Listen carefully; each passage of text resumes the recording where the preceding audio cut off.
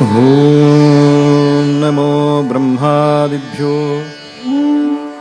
ब्रह्मविद्या संप्रदायकर्तृभ्यो वंशऋषिभ्यो महद्भ्यो नमो गुरुभ्यः।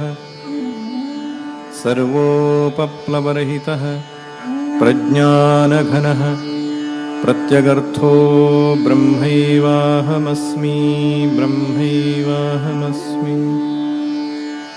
नारायणं पद्मभवं वसिष्ठं शक्तिं च तत्पुत्रपराशरं च व्यासं शुकं गौडपदं महान्तं गोविन्दयोगीन्द्रमथास्य शिष्यं श्रीशङ्कराचार्यमथास्य पद्मपादं च हस्तामलकं च शिष्यं तं त्रोटकं वार्तिककारमन्यानस्मद्गुरून् सन्ततमानतोऽस्मि। श्रुतिस्मृतिपुराणानामालयं करुणालयं नमामि भगवत्पादशङ्करं लोकशङ्करम्। शङ्करं शङ्कराचार्यं केशवं बादरायणम्।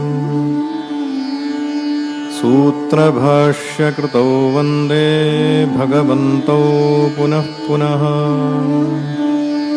ईश्वरो गुरुरात्मेति मूर्तिभेदविभागिनी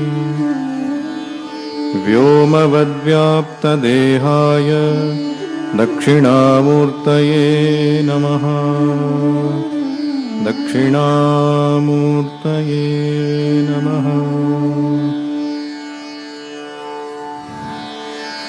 जन्माद्यस्य यतोऽन्वयादितरतश्चार्तेष्वभिज्ञस्वराट् तेने ब्रह्महृदाय आदिकवये मुह्यन्ति यः सूरयः। तेजो वारिमृदां यथा विनिमयो यत्र त्रिसर्गो मृषा धाम्ना स्वेन सदा निरस्तकुहकं सत्यं परं धीमहि। निगमकल्पतरोर्गलितं फलं शुकमुखादमृतद्रवसंयुतं पिबत भागवतं रसमालयं मुहुरहो रसिका भुवि भावुकाः। यं प्रव्रजन्तमनुपेतमपेतकृत्यं द्वैपायनो विरहकातर आजुहाव। पुत्रेति तन्मयतया तरवोऽभिनेदुः तं सर्वभूतहृदयं मुनिमानतोऽस्मि। नारायणं नमस्कृत्य नरं चैव नरोत्तमं देवीं सरस्वतीं व्यासं ततो जयमुदीरयेत्। सच्चिदानन्दरूपाय विश्वोत्पत्त्यादिहेतवे तापत्रयविनाशाय श्रीकृष्णाय वयं नुमः। श्रीकृष्णाय वयं नुमः।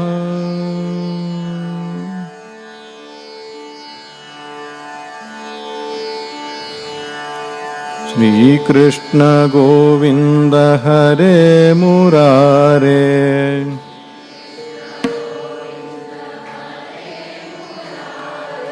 हे नाथ नारायण वासुदेव।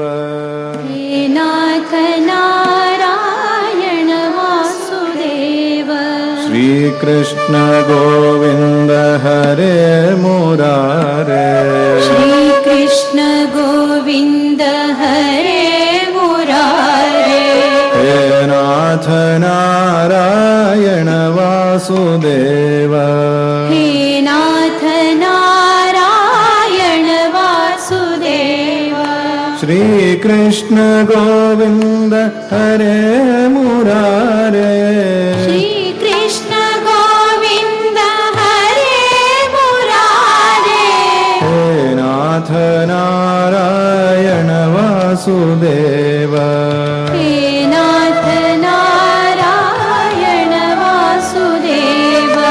हे नाथ नारायण वासुदेव हे नाथ नारायण वासुदेव श्री कृष्ण गोविंद हरे मुरारे श्री कृष्ण गोविंद हरे मुरारे हे नाथ नारायण वासुदेव हे नाथ नारायण वासुदेव श्री कृष्ण गोविंद हरे मुरारे श्री कृष्ण गोविंद हरे मुरारे हे नाथ नारायण वासुदेव हे नाथ नारायण वासुदेव हे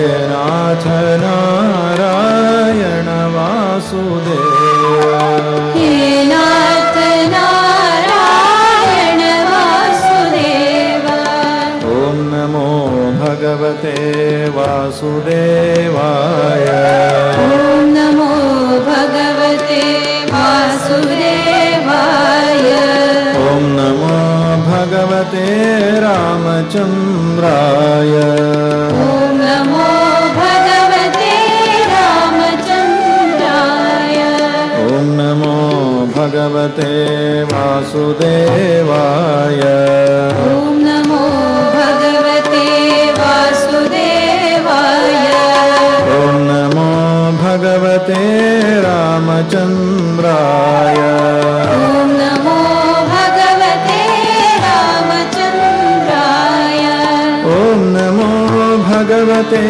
वासुदेवाय ॐ नमो भगवते वासुदेवाय ॐ नमो भगवते रामचन्द्राय ॐ नमो भगवते रामचन्द्राय ॐ नमो भगवते रामचन्द्राय ॐ नमो भगवते रामचन्द्राय बोलिए कृष्ण कन्हैया लाल की जय शुक महाराज की भागवत महापुराण की सब संतन की वैदिक सनातन संस्कृति की बोलो राधे राधे राधे राधे ಭಗವಂತನಿಗೆ ನಾಮಕರಣ ಮಾಡಿದ್ದಾಯಿತು.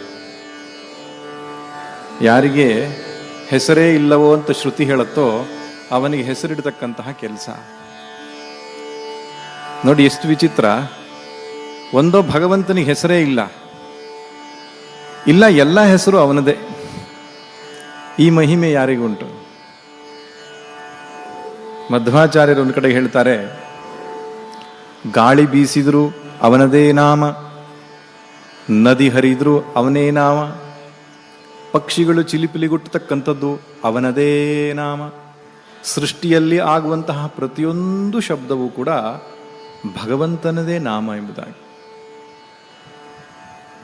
ಯಾನಿ ನಾಮಾನಿ ಗೌಣಾನಿ ವಿಖ್ಯಾತಾನಿ ಮಹಾತ್ಮನಃ ಋಷಿಭಿಃ ಪರಿಗೀತಾನಿ ತಾನಿ ವಕ್ಷ್ಯಾಮಿ ಭೂತಲೇ. ಯಾನಿ ನಾಮಾನಿ ಗೌಣಾನಿ, ಗೌಣಾನಿ ನಾಮಾನಿ ಯಾನಿ, ಗುಣವಾಚಕ ಪದಗಳು ಅಂತ ಕರೀತಾರೆ. ಸೃಷ್ಟಿಯಲ್ಲಿರ್ತಕ್ಕಂತಹ ಸತ್ವ ರಜಸ್ತಮೋ ಗುಣವಾಗಿರತಕ್ಕಂತಹ ಪ್ರಕೃತಿ ಎಲ್ಲವೂ ಭಗವಂತರೇ ಆಗಿರೋದ್ರಿಂದ, ಎಲ್ಲ ಗುಣಗಳು ಅವನದೇ ಆಗಿರೋದ್ರಿಂದ, ಏನೇನು ಕ್ರಿಯೆ ನಡೀತಿದೆಯೋ ಅದೆಲ್ಲ ಅವನದೇ ಆಗಿರೋದ್ರಿಂದ ಎಲ್ಲವೂ ಅವನ ನಾಮಗಳೇ. ಋಗ್ ಯಜುಸ್ಸಾಮ ಅಥರ್ವ ಎಂಬ 4 ವೇದಗಳು ಸೂಕ್ತಗಳಿಂದ ಮಂತ್ರಗಳಿಂದ ಏನನ್ನು ಹೇಳ್ತಾ ಇವೆಯೋ ಪ್ರತಿಯೊಂದು ಮಂತ್ರಗಳು ಕೂಡ ಭಗವಂತನನ್ನೇ ಸ್ತುತಿಸ್ತಾ ಇವೆ. ಭಗವಂತನಿಗೆ ಹೊರತಾಗಿ ಯಾವ ಸ್ತುತಿಯೂ ಅದರಲ್ಲಿಲ್ಲ. ಮೇಲ್ನೋಟಕ್ಕೆ ಇಂದ್ರ ವರುಣ ಅಗ್ನಿ ವಾಯು ಎಂಬ ಅರ್ಥ ಕಂಡ್ರು ಅವರೆಲ್ಲರ ಅಂತರ್ಯಾಮಿಯಾಗಿರತಕ್ಕಂಥ ಭಗವಂತನನ್ನೇ ಸ್ತುತಿಸ್ತಾ ಇವೆ. ಆಧ್ಯಾತ್ಮಿಕ ಅರ್ಥ, ಆದಿಭೌತಿಕ ಅರ್ಥ, ಅಧಿಯಜ್ಞೀಯ ಅರ್ಥ ಎಂಬುದಾಗಿ 3-4 ರೀತಿಯ ಅರ್ಥವನ್ನ ವೇದಕ್ಕೆ ಮಾಡ್ತಾರೆ ಹಿರಿಯರು. ಕೆಲವರು ಸಂತರು ಆಧ್ಯಾತ್ಮಿಕವಾದಂತಹ ಅರ್ಥವನ್ನು ಕೊಟ್ಟು ಅಧ್ಯಾತ್ಮ ಪರವಾಗಿದೆ ವೇದ ಎಂಬುದಾಗಿ ಹೇಳ್ತಾ ಎಲ್ಲ ನಾಮಗಳು ಭಗವಂತನ ನಾಮಗಳೆಂಬುದಾಗಿ ಕೂಡ ಹೇಳ್ತಾರೆ. ಆದ್ದರಿಂದ ಭಗವಂತನಿಗೆ ಹೆಸರಿಡುವುದು ಒಂದು ಲೀಲೆಯೇ. ಸುಮ್ಮನೆ ಲೌಕಿಕ ಜೀವನಕ್ಕೆ ಒಂದು ಹೆಸರು ಬೇಕಲ್ಲ ಅಂತ ಕೃಷ್ಣ ಅಂತ ಇಟ್ರು. ತದನಂತರ ಅನೇಕ ಹೆಸರುಗಳಿಂದ ಕರೆದಿದ್ದಾರೆ ಅವನನ್ನು. ಹಾಗೆ ಇನ್ನೊಂದು ಹೆಸರಿಟ್ಟಿದ್ರು ವಾಸುದೇವ. ವಾಸುದೇವ ಅಂತ ಹೇಳಿದ್ರೆ ಏನರ್ಥ? ವಾಸನಾತ್ ವಾಸುದೇವಸ್ಯ ವಾಸಿತಂ ತೇ ಜಗತ್ರಯಂ ಸರ್ವಭೂತ ನಿವಾಸೋಸಿ ವಾಸುದೇವ ನಮೋಸ್ತುತೇ. ವಿಷ್ಣು ಸಹಸ್ರನಾಮದಲ್ಲಿ ಈ ವಾಸುದೇವ ಶಬ್ದದ ನಿರ್ವಚನ ಬರ್ತದೆ. ಡೆಫಿನಿಷನ್ ಆಫ್ ವಾಸುದೇವ ಶಬ್ದ ವಸುಧಾತುವಿನಿಂದ ವಾಸು ಅಂತ ಮಾಡಿದ್ದಾರೆ. ವಸುಧಾತುವಿಗೆ 2 ಪ್ರಧಾನ ಅರ್ಥ. ವಸು ನಿವಾಸೆ, ವಸು ಆಚ್ಛಾದನೆ ಅಂತ. ಆಚ್ಛಾದನೆ ಅಂದರೆ ತುಂಬಿಕೊಳ್ಳೋದು ಅಂತ. ವಾಸು ಅಂದರೆ ತುಂಬಿಕೊಂಡವನು ಅಂತ ಒಂದು ಅರ್ಥ. ನಿವಾಸೆ ಹೊರಗೆ ತುಂಬಿಕೊಂಡವನಷ್ಟೇ ಅಲ್ಲ, ಜೀವರಾಶಿಗಳ ಒಳಗೂ ಕೂಡ ತುಂಬಿಕೊಂಡವನು. ಅಂತರ್ಬಹಿಶ್ಚ ತತ್ಸರ್ವಂ ವ್ಯಾಪ್ಯ ನಾರಾಯಣ ಸ್ಥಿತಃ. ಒಳ ಹೊರಗೆಲ್ಲ ತುಂಬಿರತಕ್ಕಂಥವನು ಭಗವಂತ ಎಂಬುದಾಗಿ ವಾಸುದೇವ ಶಬ್ದ ಹೇಳುತ್ತೆ. ವಾಸನಾತ್ ವಾಸುದೇವ. ವಾಸನಾತ್ ಅಂದರೆ ಈ ವಾಸನೆ ಅಲ್ಲ, ವಾಸನಾತ್ ಅಂದರೆ ತುಂಬಿರುವವನು. ವಾಸನಾತ್ ವಾಸುದೇವಸ್ಯ ವಾಸಿತಂತೆ ಜಗತ್ರಯಂ. 3 ಜಗತ್ತು ಅಂದರೆ ಸಕಲ ಬ್ರಹ್ಮಾಂಡವೂ ಕೂಡ ನಿನ್ನಿಂದ ವಾಸಿತಂ ತುಂಬಲ್ಪಟ್ಟಿದೆ. ನೋಡಿ, ವೈದಿಕ ಸನಾತನ ಸಂಸ್ಕೃತಿಯವರು ಪದೇ ಪದೇ ನೆನ್ಪಿಟ್ಟುಕೊಳ್ಬೇಕಾದ ಮಾತು ದೇವರು ಎಲ್ಲೋ ಇದ್ದಾನೆ, ದೇವರು ಎಲ್ಲೋ ಇದ್ದಾನೆ ಅಂತ ನಾವು ಹೇಳೋಲ್ಲ. ವಾಸುದೇವ ಎಂಬ ಶಬ್ದದಲ್ಲಿ ಎಲ್ಲೆಲ್ಲೂ ತುಂಬಿರುವವನು ಭಗವಂತ. ಈಶಾವಾಸ್ಯಮಿದಂ ಸರ್ವಂ ಯತ್ಕಿಂಚ ಜಗತ್ಯಾಂ ಜಗತ್. ಅಣುರೇನು ತೃಣಕಾಷ್ಠಗಳಲ್ಲಿ ತುಂಬಿರತಕ್ಕಂಥವನು. ಸರ್ವಭೂತ ನಿವಾಸೋಸಿ. ಸಕಲ ಜೀವರಾಶಿಗಳ ಒಳಗೂ ಇದ್ದಾನೆ ಭಗವಂತ ಎಂಬುದಾಗಿ ನಾವು ಹೇಳ್ತೇವೆ.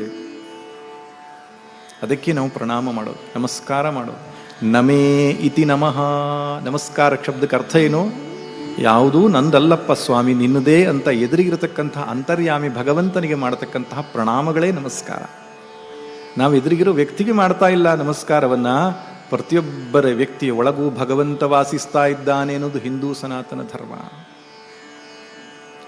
ಅದರಿಂದ ಎಷ್ಟೇ ಕೆಟ್ಟವನು ಅಂತ ಕಂಡರೂ ಕೂಡ ಆ ಕೆಟ್ಟವನೊಳಗಡೆಗೂ ಭಗವಂತ ಇದ್ದಾನೆ, ಒಳ್ಳೆಯವನ ಒಳಗಡೆಗೂ ಭಗವಂತ ಇದ್ದಾನೆ. ಅವನೊಬ್ಬನೇ ಎಲ್ಲೆಲ್ಲೂ ತುಂಬಿರ್ತಕ್ಕಂಥವನು. ಇದಕ್ಕೆ ವಾಸುದೇವ. ಆದ್ದರಿಂದ ಬಹಳ ಸುಂದರವಾದ ಹೆಸರು ವಾಸುದೇವ. ವಸುದೇವಸ್ಯ ಅಪತ್ಯಂ ಪುಮಾನ್ ವಾಸುದೇವ. ವಸುದೇವನ ಮಗ ಎಂಬುದಾಗಿ ವಾಸುದೇವ ಎಂಬ ಅರ್ಥ. ಸಾಮಾನ್ಯ ದೃಷ್ಟಿ ವಾಸುದೇವ ಅಂದರೆ ಸಾಕ್ಷಾತ್ ಪರಮಾತ್ಮ, ಸರ್ವವ್ಯಾಪಕವಾದ ಸಚ್ಚಿದಾನಂದ ಬ್ರಹ್ಮವಸ್ತು ಅಂತ ಅರ್ಥ.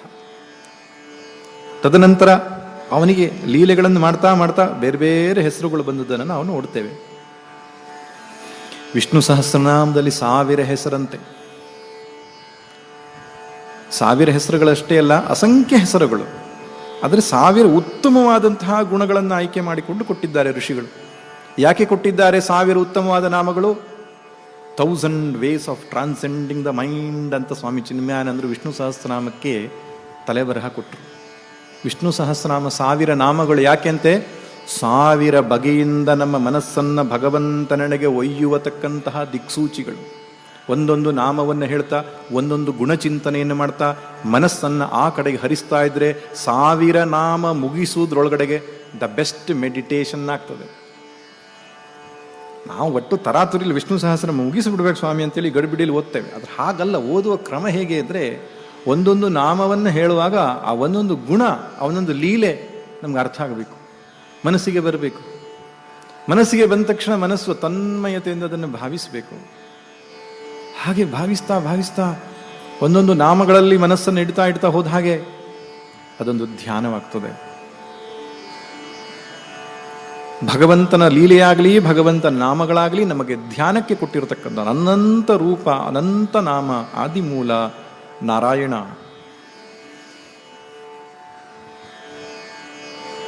ಗರ್ಗಾಚಾರ್ಯರು ನಾಮಕರಣ ಮಾಡಿಬಿಟ್ಟಿದ್ದಾರೆ.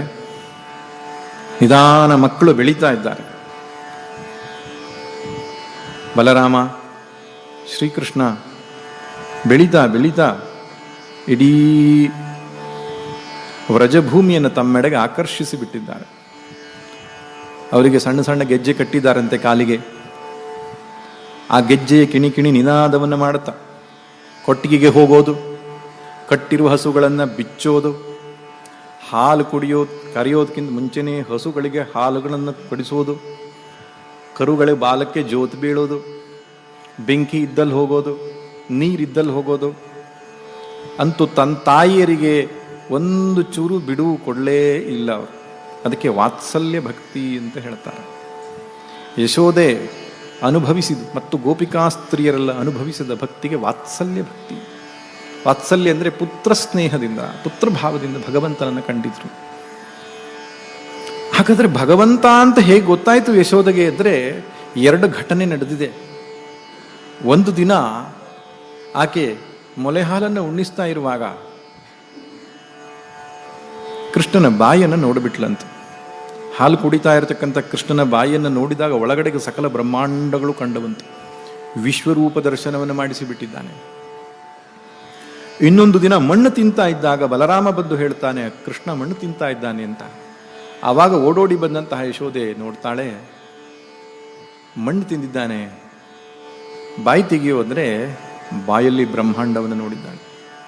ಹೀಗೆ ತನ್ನ ಲೀಲೆಗಳಿಂದ ತಾನು ಸಾಕ್ಷಾತ್ ಭಗವಂತ ಎಂಬುದಾಗಿ ತೋರಿಸಿದರೂ ಸಮಾನಾಂತರವಾಗಿ ತಾನು ಪುತ್ರವಾತ್ಸಲ್ಯವನ್ನು ಕಾಪಾಡಿಕೊಂಡಿದ್ದಾನೆ. ಅಂದರೆ ಇವನು ಮಹತ್ತರವಾದ ಶ್ರೇಷ್ಠವಾದ ದಿವ್ಯವಾದ ಮಹಾಪುರುಷನಿದ್ದಾನೆನ್ನುವ ಭಾವನೆ ಇತ್ತು, ಮತ್ತು ನನ್ನ ಮಗು ಎನ್ನುವ ಭಾವನೆ ಇತ್ತು. ಅದು ಎರಡನ್ನೂ ಇಟ್ಟುಕೊಂಡು ಭಕ್ತಿ ಮಾಡುವ ಹಾಗೆ ಮಾಡಿದರು. ಭಗವಂತನಲ್ಲಿ ಭಕ್ತಿಯಲ್ಲಿ 5 ದಿವ್ಯ ಭಾವಗಳನ್ನು ಹೇಳ್ತಾರೆ. ಶಾಂತ ಭಾವ, ಮಿತ್ರಭಾವ, ವಾತ್ಸಲ್ಯ ಭಾವ, ಮಧುರ ಭಾವ, ಸಖ್ಯ ಭಾವ ಎಂಬುದಾಗಿ. ಭಗವಂತನೊಟ್ಟಿಗೆ ಸಂಬಂಧವನ್ನು ಬೆಸೆಯಬೇಕಾದ್ರೆ ಯಾವುದೋ ಒಂದು ಭಾವ ಬೇಕು. ಋಷಿಗಳು ಮಹಾತ್ಮರು ಶಾಂತ ಭಾವದಿಂದ ಭಗವಂತನ ಭಜಿಸ್ತಾ ಇದ್ರು. ಶಾಂತ ಭಾವ ಅಂದ್ರೇನು? ಇಂದ್ರಿಯ ವೃತ್ತಿಗಳೆಲ್ಲ ಉಪಶಮನ ಮಾಡಿ ಅಂತರ್ಯಾಮಿಯಾದ ಸಾಕ್ಷಿ ಪರಮಾತ್ಮನನ್ನೇ ಅನುಸಂಧಾನ ಮಾಡ್ತಾ ಮಾಡ್ತಾ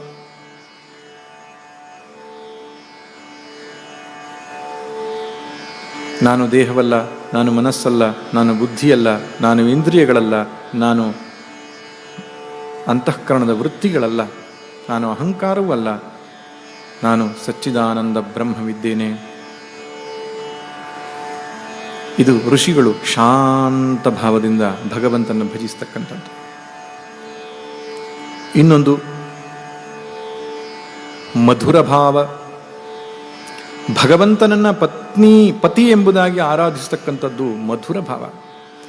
ಈ ಗೋಪಿಕಾ ಸ್ತ್ರೀಯರಲ್ಲಿ ಈ ಯುವತಿಯರೆಲ್ಲ ಕೂಡ ಕೃಷ್ಣನನ್ನ ಪತಿ ಅಂತ ಭಾವಿಸಿಕೊಂಡು ಆರಾಧನೆ ಮಾಡಿದಂತೆ. ನಾನು ಪತ್ನಿಯರು, ಕೃಷ್ಣನೇ ಪತಿ ನಮಗೆ. ಅಕ್ಕ ಮಹಾದೇವಿ ಇರಬಹುದು, ಮೀರಾಬಾಯಿ ಇರಬಹುದು, ಸ್ವತಃ ರಾಮಕೃಷ್ಣ ಪರಮಹಂಸರೇ ಈ ಮಧುರ ಭಕ್ತಿಯನ್ನ ಮಾಡಿದರು. ಹೆಣ್ಣು ಮಕ್ಕಳಾಗಿ ಸ್ತ್ರೀ ವೇಷಗಳನ್ನು ಧರಿಸಿಕೊಂಡು ಸೀರೆಯನ್ನು ಉಟ್ಟುಕೊಂಡು ಪತ್ನಿ ಭಾವದಿಂದ ಅವನನ್ನು ಆರಾಧನೆ ಮಾಡಿದರಂತೆ. ಎಷ್ಟು ತನ್ಮಯತೆ ಬಂದುಬಿಟ್ಟಿತ್ತು ರಾಮಕೃಷ್ಣರಿಗೆ ಅಂದರೆ ಸ್ತನಗಳು ಋತುಸ್ರಾವವೂ ಉಂಟಾಯ್ತಂತೆ. ಅಷ್ಟರ ಮಟ್ಟಿಗೆ ತನ್ಮಯತೆ ರಾಮಕೃಷ್ಣರಿಗೆ ಬಂದಿತ್ತು ಅಂತ ಹೇಳ್ತಾರೆ. ಮಧುರ ಭಾವ. ಇನ್ನೊಂದು ಸಖ್ಯ ಭಾವ. ಭಗವಂತನನ್ನ ಸ್ನೇಹಿತ ಅಂತ ಭಾವಿಸಿಕೊಳ್ತಕ್ಕಂಥದ್ದು. ಅರ್ಜುನ, ಉದ್ಧವ ಹಾಗೂ ಆ ಗೋಪಬಾಲಕರು, ಕೃಷ್ಣನ ಸಮವಯಸ್ಕನ ಗೋಪಬಾಲಕರೆಲ್ಲರೂ ಕೂಡ ಸ್ನೇಹಿತ ಎಂಬುದಾಗಿ ಭಾವಿಸಿಕೊಂಡು ಭಗವಂತನ ಭಜಿಸ್ತಾ ಇದ್ರು. ಮತ್ತೊಂದು ಭಾವ ದಾಸ್ಯ ಭಾವ. ಭಗವಂತನನ್ನ ಒಡೆಯ, ನಾನು ಸೇವಕ ಅಂತ ಭಾವಿಸಿಕೊಂಡು ಅವನ ಸೇವೆ ಮಾಡತಕ್ಕಂಥದ್ದು. ಅದಕ್ಕೆ ಪ್ರಸಿದ್ಧವಾದ ಹೆಸರು ಆಂಜನೇಯ ಸ್ವಾಮಿ. ಅದೆಲ್ಲಕ್ಕಿಂತಲೂ ಸುಲಭವಾದಂತಹ ಭಾವ ವಾತ್ಸಲ್ಯ ಭಾವ. ಭಗವಂತನನ್ನ ಮಗುವಂತ ಭಾವಿಸಿಕೊಂಡು ನಾವು ತಾಯಿಯಾಗಿ ಅವನ ಆರಾಧನೆ ಮಾಡೋದು, ಅಥವಾ ಭಗವಂತನನ್ನ ತಾಯಿ ಅಂತ ಭಾವಿಸಿಕೊಂಡು ನಾವು ಮಗುವಂತ ಭಾವಿಸಿಕೊಂಡ್ರೂ ಕೂಡ ಅಡ್ಡಿಲ್ಲ. ಅದು ವಾತ್ಸಲ್ಯ ಅಂತ ಕರೀತಾರೆ. ಯಶೋದೆ ಹಾಗೂ ಆ ವಯಸ್ಸಿನ ಗೋಪಸ್ತ್ರೀಯರಿಗೆಲ್ಲರಿಗೂ ಕೃಷ್ಣ ಮಗನಾಗಿ ಕಂಡಿದ್ದ. ಮಗ ಎಂಬ ಭಾವನೆಯಲ್ಲಿ ಆರಾಧನೆಯನ್ನು ಮಾಡ್ತಾ ಮಾಡ್ತಾ ತಮ್ಮ ಅಂತಃಕರಣವನ್ನು ಶುದ್ಧ ಮಾಡಿಕೊಂಡ್ರು.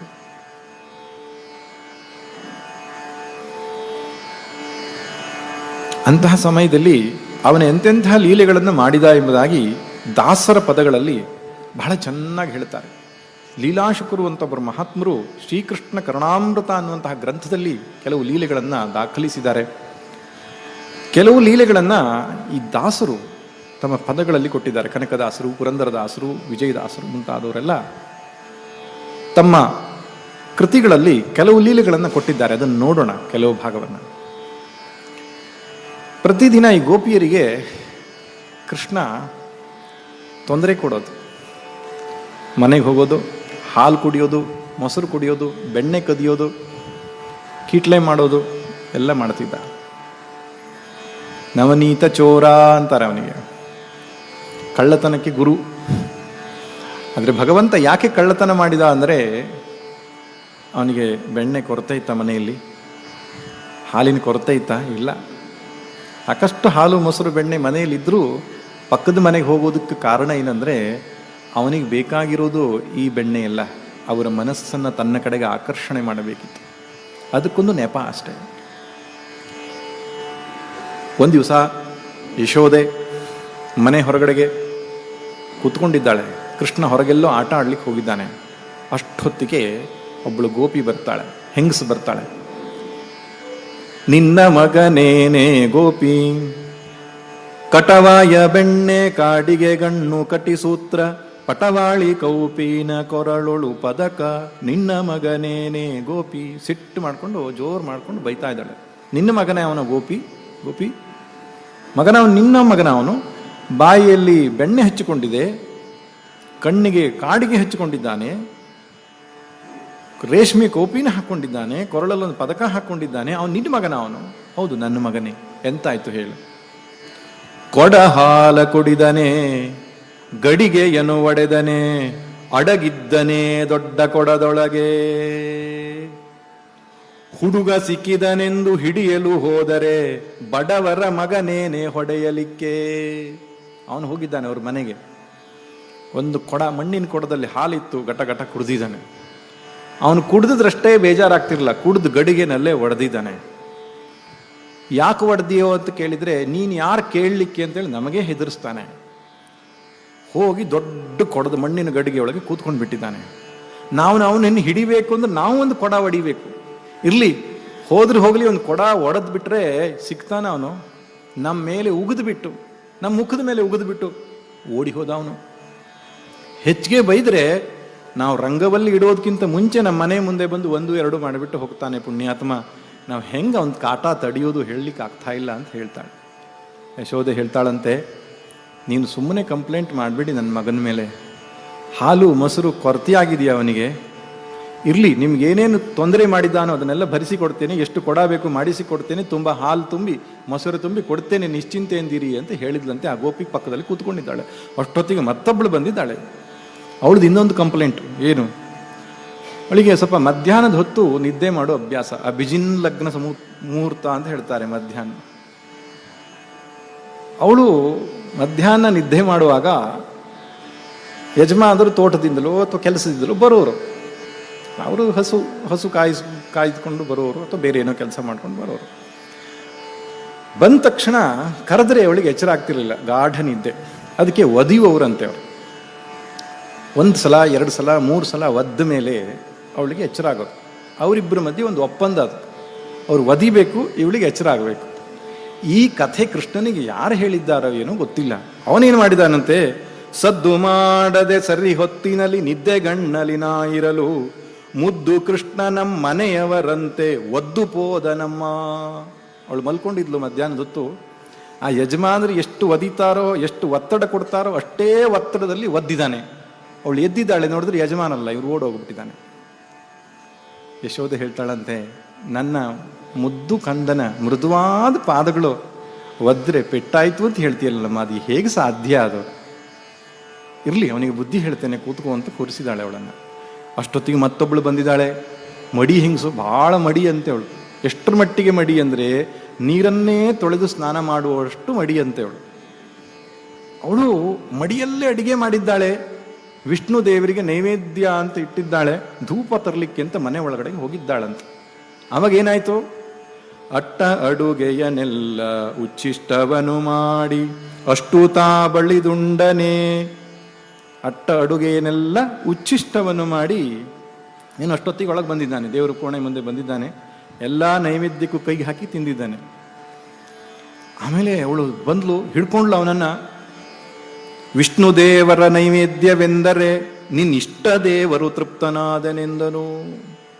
ವಿಷ್ಣು ದೇವರಿಗೆ ಮಾಡಿರೋ ನೈವೇದ್ಯಪ್ಪ, ಎಲ್ಲ ಎಂಜಲ್ ಮಾಡ್ದಿಲ್ಲ ಅಂತ ಹೇಳಿದ್ರೆ ನಾನೇ ನಿನ್ನಿಷ್ಟ ದೇವರು, ಸುಮ್ಮನಿರು ಅಂತ ಹೇಳಿಬಿಟ್ಟು ತಪ್ಪಿಸ್ಕೊಂಡು ಓಡೋದ. ಹೀಗೆ ಮಾಡಿದ್ದಾನೆ. ಆವಾಗ ಯಶೋದೆ ಹೇಳ್ತಾಳೆ, ಹೆದರ್ಬೇಡಮ್ಮ, ಭಟ್ರನ್ನ ಕರೆಸಿ ಮಡಿಯಲ್ಲೇ ಅಡುಗೆ ಮಾಡಿ ನಿಮ್ಮ ಗಂಡ ಹೆಂಡತಿರು ಇಬ್ಬರಿಗೂ ಮೃಷ್ಟಾನ್ನ ಭೋಜನ ಮಾಡಿಸ್ತೇನೆ, ಬೇಜಾರು ಮಾಡ್ಕೊಳ್ಬೇಡ ಅಂತ ಕುಳ್ಳಿರಿಸಿದ್ರಂತು.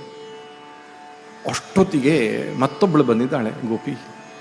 ಇವಳದ್ದು ಸಮಸ್ಯೆ, ಇವಳು ಮಲಗೋದಲ್ಲ, ಇವಳು ಗಂಡ ಮಲಗೋದು.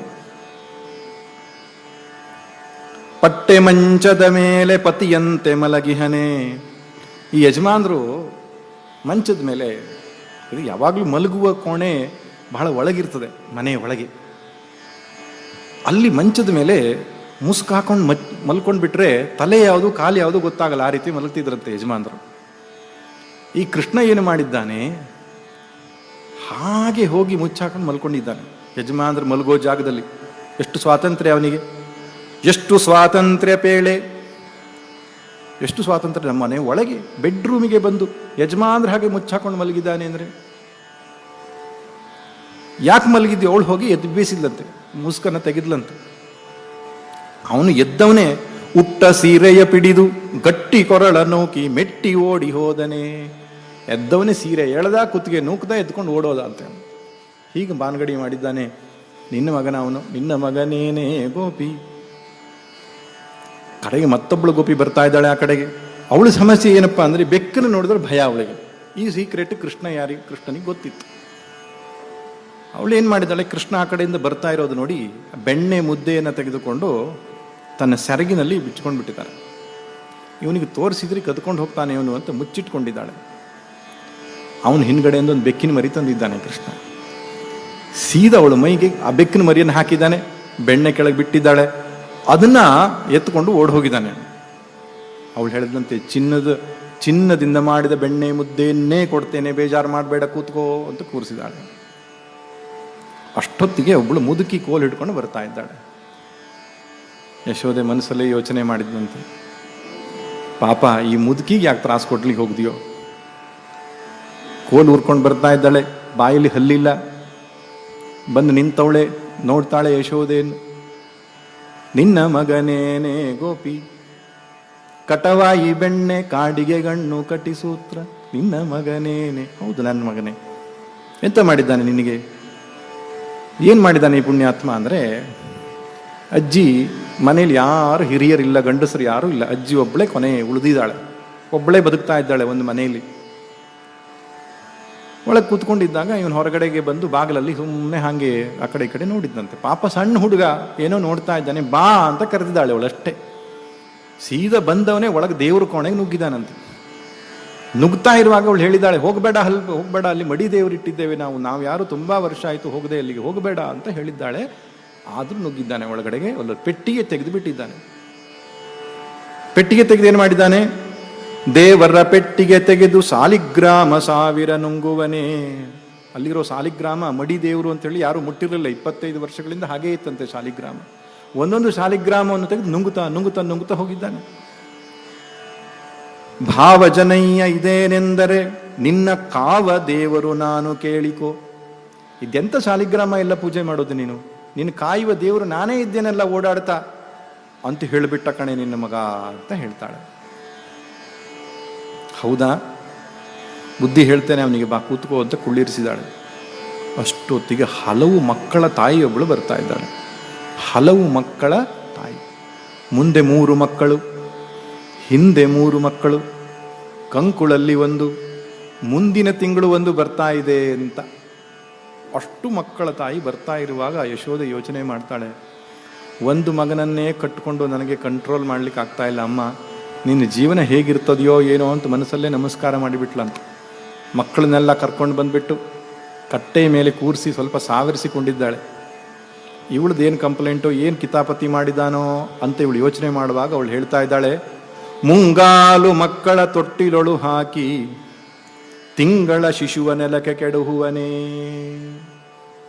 ಅವಳು ಹೇಳ್ತಿದ್ದಾಳೆ, ತುಂಬ ಜನ ಮಕ್ಕಳಮ್ಮ, ಮಕ್ಕಳ ಮೇಲೇನು ದ್ವೇಷ ಇಲ್ಲ ನನಗೆ, ನಿನ್ನ ಮಗ ಒಂದು ಮಗು, ನನ್ನ ಮಕ್ಕಳ ಹಾಗೆ ಒಂದು ಮಗು, ಆದರೆ ಮಕ್ಕಳ ಮೇಲೆ ದ್ವೇಷ ಇಲ್ಲ ನನಗೆ. ಸಮಸ್ಯೆ ಏನಪ್ಪ ಅಂದರೆ ನಮ್ಮ ಮನೆಯಲ್ಲಿ ಮುಂಗಾಲು ಮಕ್ಕಳಿಂದ ಹಿಡಿದು ದೊಡ್ಡ ದೊಡ್ಡ ಮಕ್ಕಳವರೆಗೂ ಇದ್ದಾರೆ. ಸಣ್ಣ ಮಕ್ಕಳನ್ನು ತೊಟ್ಟಿಗೆ ಹಾಕಿ ನಾನು ಮಲಗಿಸಿ ತೂಗುತ್ತೇನೆ. ಅಷ್ಟೊತ್ತಿಗೆ ಇವನು ಬಂದು ಆ ಸಣ್ಣ ಮಗುವನ್ನು ಎತ್ತು ನೆಲಕ್ಕೆ, ತಣ್ಣನೆ ನೆಲಕ್ಕೆ ಹಾಕಿ ದೊಡ್ಡ ಮಗುವನ್ನು ತೆಗೆದು ತೊಟ್ಲಿಗೆ ಹಾಕೋದು. ಅವನ ಕಾಲು ಕೈ ಹಿಡಿಯೋಲ್ಲ, ಒದ್ದಾಡ್ತಾನೆ. ತಣ್ಣ ನೆಲದಲ್ಲಿ ಮಲ್ಕೊಂಡಿರೋ ಈ ಮಗು ಒದ್ದಾಡುತ್ತೆ. ಒಂದೊಂದು ಮಗುವಿಗೆ ಊಟ ಮಾಡಿಸಿ ನಿದ್ರೆ ಮಾಡಿಸೋದಂದ್ರೆ ಒಂದೊಂದು ಅಶ್ವಮೇಧ ಯಾಗ ಹಿಡಿದಾಗ ಆಗ್ತದೆ. ಎಲ್ಲ ಮಕ್ಕಳಿಗೂ ನಾನು ಊಟ ಮಾಡಿಸಿ ನಿದ್ರೆ ಮಾಡಿಸಿ ಸ್ವಲ್ಪ ವಿಶ್ರಾಂತಿ ಪಡ್ಕೊಳ್ಳೋಣ ಅಂತ ಮಲಗುವಷ್ಟೊತ್ತರಲ್ಲಿ ಬಂದು 2-3 ಮಕ್ಕಳಿಗೆ ಚಿವುಟಿ. ಆ ಮಕ್ಕಳು ಎದ್ದು ಅಳಲಿಕ್ಕೆ ಪ್ರಾರಂಭ ಮಾಡಿದ್ಮೇಲೆ ನನ್ನ ಹತ್ರ ಬಂದು ಕೇಳ್ತಾನೆ, ನಿನ್ನ ಸಂಸಾರ ಹೇಗುಂಟು, ಸುಖವಾಗಿದ್ದೀಯಾ ಅಂತ ಹೇಳ್ಕೊಂಡು. ಹಿಂಗೆ ತಮಾಷೆ ಮಾಡ್ತಾನಮ್ಮ, ನಾನೇನು ಮಾಡಲಿ? ಹೌದಾ, ಏನು ಹೇಳ್ಬೇಕು ಪಾಪ, ಪ್ರತಿಯೊಬ್ಬರು ಒಂದೊಂದು ಕಂಪ್ಲೇಂಟ್ ಹೇಳೋದಾದ್ರೆ ಯಶೋದಮ್ಮ ಎಲ್ಲಿಗೆ ಹೋಗಬೇಕು? ಸರಿ, ಅವನಿಗೆ ಬುದ್ಧಿ ಹೇಳ್ತೇನೆ ಅಂತ ಹೇಳಿದ್ರಂತ. ಅಷ್ಟೊತ್ತಿಗೆ ಇನ್ನೊಂದು ವಿಚಿತ್ರ ದೃಶ್ಯ ಬರ್ತಾ ಇದೆ. ಒಂದು ಹೆಂಗಸು ಗೋಪಿ ತನ್ನ ಗಂಡನನ್ನೇ ಎಳ್ಕೊಂಡು ಬಂದುಬಿಟ್ಟಿದ್ದಾಳೆ. ಕರೆದಡೆಗೆ ಒದಗುವ ದೈವ, ಅದಕ್ಕೆ ದಂಪತಿ ಅಂತ ಹೇಳೋದು. ದಮ್ ಅವಳು, ಪತಿ ಅಲ್ವಾ? ಕೆಲವರು ಅಲ್ಲ ಅಂತ ಹೇಳ್ತಿದ್ದ. ಒಂದ್ಸಲ ಮಹಾರಾಜ ಯೋಚನೆ ಮಾಡಿದ್ನಂತೆ, ತನ್ನ ಸಭೆಯಲ್ಲಿ ಹೇಳಿದ್ದಂತೆ, ಯಾರ್ಯಾರು ಹೆಂಡತಿಗೆ ಹೆದರುತ್ತೀರೋ ಅವರೆಲ್ಲ ಎಡಗಡೆಗೆ ನಿಂತ್ಕೊಳ್ಳಿ, ಹೆಂಡತಿಗೆ ಹೆದರದೇ ಇರೋರೆಲ್ಲ ಬಲಗಡೆಗೆ ನಿಂತ್ಕೊಳ್ಳಿ ಅಂತ ಹೇಳಿ ತಾನೇ ಸ್ವತಃ ಹೋಗಿ ಎಡಗಡೆಗೆ ನಿಂತ್ಕೊಂಡಂತೆ. ಮಹಾರಾಜ ನಿಂತ್ಕೊಂಡ ಮೇಲೆ ಮಂತ್ರಿ, ಸೇನಾಧಿಪತಿಗಳು, ಕುಲಪುರೋಹಿತರು, ಅವನ ಎಲ್ಲ ವರ್ಗದವರು ಬಂದು ಎಡಗಡೆಗೆ. ಮಹಾರಾಜ ನಿಂತ್ಕೊಂಡ ಮೇಲೆ ನಿಂತ್ಕೊಳ್ಳಿಕ್ಕೆ ಆಗಲ್ಲ, ಅದು ವಾಸ್ತವ ಕೂಡ. ಎಡಗಡೆ ನಿಂತ್ಕೊಳ್ಳೋ ಸ್ಥಾನದಲ್ಲಿದ್ದರು ಅವರೆಲ್ಲರೂ. ಒಬ್ಬ ಮಾತ್ರ ಅತ್ಯಂತ ಬಡಕಲು ವ್ಯಕ್ತಿ, ನರಪೇತಲ, ಹೋಗಿ ಬಲಗಡೆಗೆ ಹೋಗಿ ನಿಂತ್ಕೊಂಡಿದ್ದಾನೆ. ಮಹಾರಾಜನಿಗೆ ಆಶ್ಚರ್ಯ, ನಮ್ಮಂಥ ಘಟಾನುಘಟಿಗಳೇ ಹೋಗಿ ಎಡಗಡೆಗೆ ನಿಂತ್ಕೊಂಡಿದ್ದೇವೆ, ಇವ್ನು ನರಪೇತಲ ಹೋಗಿ ಬಲಗಡೆಗೆ ನಿಂತ್ಕೊಂಡಿದ್ದಾನೆ ಅಂತ ತಕ್ಷಣ ರಾಜ ಕೇಳ್ತಾನಂತೆ, ಏನಪ್ಪ ನೀನೇನು ಹೆಂಡತಿಗೆ ಹೆದರೋದಿಲ್ವೇನೋ? ಹಾಗೇನಿಲ್ಲ ಸ್ವಾಮಿ, ಮನೆಯಿಂದ ಬರುವಾಗ ಹೆಂಡತಿ ಹೇಳಿದ್ದಾಳೆ, 4-6 ಜನ ಸೇರಿರುವ ಜಾಗದಲ್ಲಿ ನೀನು ನಿಂತ್ಕೊಳ್ಳು ಕೂಡುದು ಅಂತ ಅಪ್ಪಣೆ ಮಾಡಿದ್ದಾಳೆ, ಅದಕ್ಕೆ ಈ ಕಡೆ ಬಂದೆ ಅಂತ ಹೇಳಿದಂತೆ. ಗಂಡನನ್ನ ಎಳೆದುಕೊಂಡು ಬರ್ತಾ ಇದ್ದಾಳೆ. ಯಶೋದಮ್ಮನಿಗೆ ಯೋಚನೆ, ಇದೇನು ಕಿತಾಪತಿ ಮಾಡಿದ್ದಾನೆ ಅವನು? ತೊಂದವನು ಉಲ್ಟಾ ನಿಲ್ಲಿಸಿದಾಳೆ ಅವಳು, ಅಂದರೆ ಮಂಡೆ ಹಿಂಗಡೆ ಭಾಗ ತೋರುವ ಹಾಗೆ. ಇದೆಂತ ಮಾಡಿದ್ದಾನೆ ಅವನು ಅಂದರೆ, ಈ ಯಜಮಾನ್ರ ಪಾಪ ಆ ದಿವಸ ತಲೆಗೆಲ್ಲ ಎಣ್ಣೆ ಹಾಕ್ಕೊಂಡು ಉದ್ದ ಕೂದಲು ಮಂಚದ ಮೇಲೆ ಹಾಯಾಗಿ ನಿದ್ರಿಸಿ ವಿಶ್ರಾಂತಿ ಪಡಿತಾ ಇದ್ರು. ಇವನೇನು ಮಾಡಿದ್ದಾನಪ್ಪ, ಬಿಟ್ಟ ಮಂಡೆಯಲ್ಲಿ ಪುರುಷ ಮೈ ಮರೆತು ಮಲಗಿರಲು ಜುಟ್ಟು ಮಂಚದ ಕಾಲಿಗೆ ಕಟ್ಟಿಸಿ ಕೊಟ್ಟಿಗೆಗೆ ಬೆಂಕಿ ಎಂದು ಚಿಟ್ಟನೆ ಚೀರಿದಾಗ ತಟ್ಟನೇಳಲು ಜುಟ್ಟು ಕಿತ್ತೇ ಹೋಯಿತು. ಮಲಗಿದ್ದಾರೆ, ಆ ಜುಟ್ಟನ್ನು ತೆಗೆದು ಮಂಚದ ಕಾಲಿಗೆ ಕಟ್ಟು ಬಂದಿದ್ದಾನೆ. ನಿಂತ್ಕೊಂಡು ಹೊರಗಡೆ ನಿಂತ್ಕೊಂಡು ಕೊಟ್ಟಿಗೆಗೆ ಬೆಂಕಿ ಅಂತ ಹೇಳ್ದ ಅವನು. ಪಟ್ಟನ್ನು ಎದುರು ಜುಟ್ಟು ಕಿತ್ತೋಯ್ತು. ಈ ಕತೆ ಮಾಡಿದ್ದಾನೆ ನೋಡಮ್ಮ ನಿನ್ನ ಮಗ. ಎಷ್ಟು ಜನರಿಗೆ ಸಮಾಧಾನ ಹೇಳಲಿಕ್ಕಾಗ್ತದೆ? ಅಷ್ಟೊತ್ತಿಗೆ ನೋಡ್ತಾಳೆ, ಕೃಷ್ಣ ಬರ್ತಾ ಇದ್ದಾನೆ. ಕೃಷ್ಣ ಒಬ್ಬನೇ ನಡೆದಾಡೋ ಜನನೇ ಅಲ್ಲ, ಅವನ ಹಿಂದೆ ಒಂದು ದೊಡ್ಡ ಟೋಳಿ, ಅವನೇ ಲೀಡರ್. ಮಾತುಕತೆ ಆಡಿಕೊಂಡು ಒಂದು ಕೈಯಲ್ಲೊಂದು ಕೊಳಲು, ಅವ್ರ ಜೊತೆ ಎಲ್ಲ ಚರ್ಚೆ ನಡೀತಾ ಇದೆ. ಬರ್ತಾ ಇದ್ದಾನೆ ಕೃಷ್ಣ. ಅಷ್ಟೊತ್ತಿಗೆ ಯಶೋದೆ ಯೋಚನೆ ಮಾಡ್ತಾಳೆ, ಅಲ್ಲಿರೋ ಹೆಂಗಸರೆಲ್ಲರೂ ಕೂಡ ವಾಸ್ತವವಾಗಿ ಕೃಷ್ಣನ ಮೇಲೆ ಕಂಪ್ಲೇಂಟ್ ಕೊಡ್ಲಿಕ್ಕೆ ಬಂದಿದ್ದಲ್ಲ, ದೂರು ಹೇಳಲಿಕ್ಕೆ ಬಂದಿದ್ದಲ್ಲ, ದೂರು ಹೇಳುವ ನೆಪದಲ್ಲಿ ಕೃಷ್ಣನನ್ನೊಮ್ಮೆ ನೋಡ್ಕೊಂಡು ಹೋಗೋಣ ಅಂತ ಬಂದಿದ್ದವರು. ಅವರಿಗೆಲ್ಲ ಇಷ್ಟವೇ ಕೃಷ್ಣ ಮನೆಗೆ ಬಂದು ಕೀಟ್ಲೆ ಮಾಡೋದು. ಅವರೆಲ್ಲ ನಗುತ್ತಾ ಇದ್ದಾರೆ. ಯಶೋದೆ ಕೋಪ ಬಂದಿದೆ, ಯಾಕಂದ್ರೆ ಇಷ್ಟು ಜನರಿಗೆಲ್ಲ ತೊಂದರೆ ಕೊಟ್ಟಿದ್ದಾನೆ ಅಂತ. ಬರಲಿ ಬುದ್ಧಿ ಹೇಳ್ತೇನೆ ಅಂತ ಕಾಯ್ತಾ ಇದ್ದಾಳೆ. ಕೃಷ್ಣ ನೋಡ್ತಾನೆ, ಯಶೋದಮ್ಮ ಕೋಪಗೊಂಡಿದ್ದಾಳೆ. ಪಕ್ಕದಲ್ಲಿ ಹೆಂಗಸರೆಲ್ಲ ಕೀಟ್ಲೆ ಕೊಟ್ಟವರೆಲ್ಲ ಬಂದಿದ್ದಾರೆ, ಹೋ ವಿಷಯ ಇದು ಅಂತ ಅರ್ಥ ಮಾಡಿಕೊಳ್ತಾನೆ. ಅಲ್ಲಿಂದಲೇ ಸ್ನೇಹಿತರೆಲ್ಲ ಮನೆ ಕಳಿಸ್ತಾನೆ, ಹೋಗ್ರಿ ನಾನೇ ಮ್ಯಾನೇಜ್ ಮಾಡ್ತೇನೆ ಅಂತ. ಸೀದಾ ಬಂದಿದ್ದಾನೆ. ಯಶೋದಮ್ಮ ಕೈ ಹಿಡಿದಿದ್ದಾಳೆ. ಇವರೆಲ್ಲ ಗೊತ್ತೇನೋ ನಿನಗೆ? ಗೊತ್ತಮ್ಮ, ಇವರೆಲ್ಲ ಚೆನ್ನಾಗಿ ಗೊತ್ತು ನನಗೆ. ಯಾಕೆ ಬಂದಿದ್ದಾರೆ ಗೊತ್ತಾ? ಏನಂದ್ರು ನಿನ್ನ ಹತ್ರ? ಏನಂದ್ರ? ಅವಳ ಯಜಮಾನ್ರ ಜುಟ್ಟು ನೋಡು, ಕಿತ್ತಿದ್ ನೀನೇ ಅಲ್ವಾ, ಅವ್ರ ಮನೆ ಹಂಡೆ ಹೊಡೆದಿದ್ದು ನೀನೇ ಅಲ್ವಾ, ಹೀಗೆ ಮಾಡಿದ್ದು ನೀನೇ ಅಲ್ವಾ ಅಂತ ಯಶೋದಮ್ಮ ಬೈಲಿಕ್ಕೆ ಶುರು ಮಾಡಿದ್ದಾಳೆ. ಅಷ್ಟೊತ್ತಿಗೆ ಅಳಲಿಕ್ಕೆ ಶುರು ಮಾಡ್ದಂತೆ. ಯಾಕೋ ಕೃಷ್ಣ ಇದೆಲ್ಲ ಹತ್ತು ಗಿತ್ತು ನಾಟಕ ಮಾಡಿ ನನಗೆ ನಿನ್ಗೆ ಸಮಾಧಾನ ಮಾಡೋದು ಇವತ್ತು ನಿನಗೆ ಚೆನ್ನಾಗಿ ಪೆಟ್ಟು ಬಿಡ್ತದೆ ಎಲ್ಲರ ಮುಂದೆ ಅಂತ ಹೇಳಿದಂತೆ ಯಶೋದಮ್ಮ.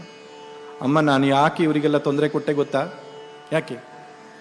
ಇವರೆಲ್ಲ ಮಾತಾಡ್ಕೊಳ್ತಿದ್ರು ಕಟ್ಟೆ ಮೇಲೆ ಕೂತ್ಕೊಂಡು, ನಾನು ನಿನ್ನ ಮಗ ಅಲ್ಲಂತೆ, ಮಥುರೆಯಲ್ಲಿ ಸಂತೆಯಲ್ಲಿ ಸಿಕ್ಕಿದ ಹುಡುಗನಂತೆ, ದುಡ್ಡು ಕೊಟ್ಟು ನೀವು ತಗೊಂಡು ಬಂದು ನನ್ನನ್ನು ಸಾಕಿದ್ರಂತೆ, ಹೀಗೆಲ್ಲ ಮಾತಾಡ್ತಿದ್ದಾರೆ. ನಾನು ಮಾಡಿದ ಸರಿಯೋ ತಪ್ಪು ನೀನೇ ಹೇಳುವಂದಂತೆ. ಅವನು ಮಗ ಇನ್ನೊಂದಿಷ್ಟು ಮಡಿಕೆ ಹೊಡೆದ್ವಾ, ಇನ್ನೊಂದಿಷ್ಟು ತೊಂದರೆ ಕೊಡು, ನಾನು ನೋಡ್ಕೊಳ್ತೇನೆ ಅವ್ರು ಏನಂದ್ರು ಅಂತ ಹೇಳ್ದಂತೆ ಯಶೋಧ. ಈ ರೀತಿಯಾಗಿ ತನ್ನ ಲೀಲೆಗಳನ್ನು ಮಾಡ್ತಾ ತಾಯಿಗೂ ವ್ರಜದ ಗೋಪ ಗೋಪಿಯರಿಗೂ ಆನಂದವನ್ನು ನೀಡುತ್ತಾ ಕೃಷ್ಣನ ಬಾಲಲೀಲೆಗಳು ನಡೆದವು. ಸೂರದಾಸರು ಒಂದು ಹಾಡು ಬರೆದಿದ್ದಾರೆ, ಅಮ್ಮ ನಾನು ದೇವರಾಣೆ ಬೆಣ್ಣೆ ಕದ್ದಿಲ್ಲಮ್ಮ ಅಂತ ಕನ್ನಡದಲ್ಲಿ ಕವಿ ಬರೆದಿದ್ದಾರೆ. ಮೇನಹಿ ಮಖನ ಕಾಯ ಅಂತ, ಮೇನಹಿ ಮಖನ ಕಾಯ ಅಂತ ಅಮ್ಮನ ಹತ್ರ ಮಾತಾಡ್ತಾ ಮಾತಾಡ್ತಾ ಕೊನೆಗೆ ಅಮ್ಮನಿಗೆ ಖುಷಿ ಆದಮೇಲೆ ಮೇನೆಹಿ ಮಖನ ಕಾಯ, ನಾನೇ ಬೆಣ್ಣೆ ತಿಂದೆ ಅಂತ ಹೇಳ್ತಾರೆ ಅವರು. ಹಾಗೆ ಅನೇಕ ಕವಿಗಳು, ಸಂತರು, ದಾಸರು ಭಗವಾನ್ ಶ್ರೀಕೃಷ್ಣನ ಮೇಲೆ ಬಾಲಲೀಲೆಗಳನ್ನು ಸಾಕಷ್ಟು, ಅದೊಂದು ದೊಡ್ಡ ಸಾಗರವೇ ಇದೆ ಲೀಲೆಗಳನ್ನು. ಕೆಲವು ಭಾಗವತದಲ್ಲಿ ಬಂದಿರತಕ್ಕಂಥದ್ದು, ಕೆಲವು ಅವರ ಧ್ಯಾನದಲ್ಲಿ ಗೋಚರಿಸ್ತಕ್ಕಂಥದ್ದು, ಹಾಗೆ ಎಲ್ಲ ಲೀಲೆಗಳಿದೆ. ಕೃಷ್ಣನ ಲೀಲೆಗೆ ಸಂಬಂಧಪಟ್ಟ ಹಾಗೆ